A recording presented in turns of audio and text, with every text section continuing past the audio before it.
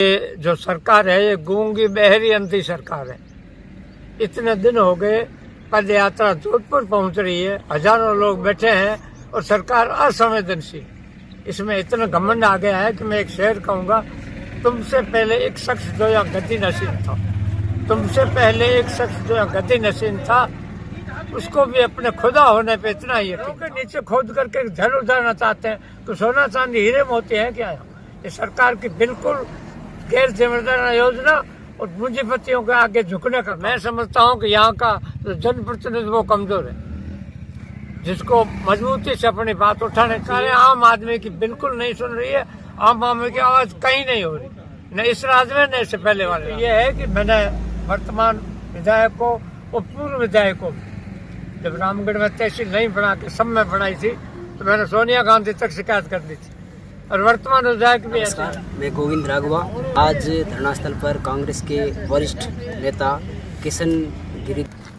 इस साल का जो परसों बजट घोषणा हुई है उसमें जैसलमेर को क्या मिला है?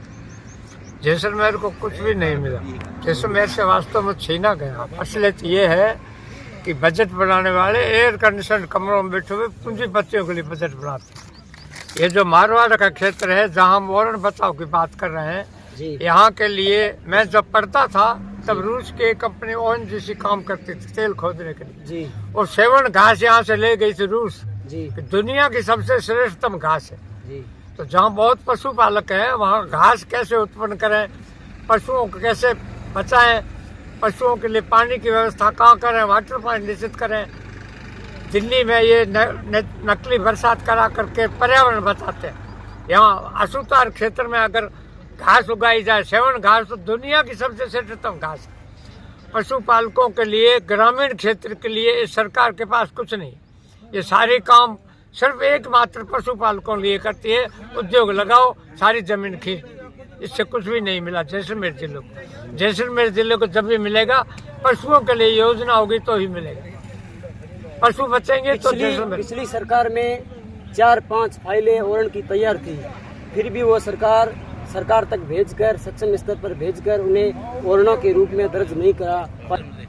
ये वास्तव में मैं ज्यादा रूप से तो कांग्रेस से जुड़ा हूँ, लेकिन इस तरह कहने में कोई संकोच नहीं है कि सरकार है चाहे कांग्रेस की और बीजेपी की, धरती पर मरुस्थल के क्षेत्र पर, हमारे बॉर्डर के सीमा क्षेत्र की किसी को कोई चिंता नहीं। और मैं समझता हूँ कि यहाँ का जो जनप्रतिनिधि वो कमजोर है, जिसको मजबूती से अपनी बात उठानी चाहिए, क्योंकि वहाँ पता ही नहीं है कि यहाँ वास्तव में क्या होता। मेरे अनुभव है, मैंने किया है। उनको जब पता हो कि इतने पशुपालक है, इतनी पशुएं हैं, या इनके लिए क्या योजनाएं बननी चाहिए, एकदम अलग बात है। जो एयर कंडीशन कमरों बाहर में आकर के आप रणाऊ गड़दू वाला पर जाकर के योजनाएं बनानी होगी, वो बनाते नहीं है, इसलिए इस क्षेत्र को कोई फायदा नहीं मिलता। यहाँ पर पिछले 10 दिनों से धरना चल रहा है। ओरण यात्रा का आज 22वां दिन है और सरकार की तरफ से कोई वार्ता के लिए आगे नहीं आई है। इस पर सरकार कब तक उनकी अग्नि परीक्षा लेगी, इस पर आप क्या कहना चाहोगे? मैं तो ये कहूँगा कि ये जो सरकार है ये गूंगी बहरी अंधी सरकार है। इतने दिन हो गए पद यात्रा जोधपुर पहुंच रही है, हजारों लोग बैठे हैं और सरकार असंवेदनशील। इसमें इतना घमंड आ गया है कि मैं एक शेर कहूँगा, तुमसे पहले एक शख्स जो यहाँ गद्दी नशीन था, तुमसे पहले एक शख्स जो यहाँ गद्दी नशीन था, उसको भी अपने खुदा होने पे इतना ही यकीन था, वो भी खुद को खुदा समझता था। सरकारें आम आदमी की बिल्कुल नहीं सुन रही है, आम आदमी की आवाज कहीं नहीं हो रही, न इस राज्य में न इससे पहले वाले राज्य में। तो राघवा सेवा की जो अभी कंपनी को आवंटन जमीन हुई है वो 2019 में प्रस्तावित थी, इस पर आपका क्या विचार है? आप एक कांग्रेस के वरिष्ठ नेता हो। नहीं, कांग्रेस सरकार ने भी कुछ लिया, मुझे ये कहने में कोई संकोच नहीं। इस संबंध में कांग्रेस सरकार ने भी कुछ नहीं किया, क्योंकि हमारी आवाज वहाँ तक है ही नहीं। इसलिए तो ये है कि मैंने वर्तमान विधायक को और पूर्व विधायक को, जब रामगढ़ में तहसील नहीं बना के सब में बनाई थी तो मैंने सोनिया गांधी तक शिकायत कर दी थी, और वर्तमान विधायक भी ऐसे ही है। हमारे क्षेत्र की आवाज विधायक उठाने चाहिए, विधायक नहीं उठा रहे हैं, ये उनकी कमजोरी। सुनने में आया है कि रामगढ़ के पास डालमिया सीमेंट कंपनी को यहाँ की जमीन, आबादी क्षेत्र की जमीन दे दी है, इस पर आप क्या कहना चाहोगे? बिल्कुल ये उजाड़ के करने का काम है। मैंने पहले ही कह चुका हूँ कि सरकार को खनन के लिए अगर जमीन चाहिए तो मैं इस क्षेत्र का भूमिया हूँ।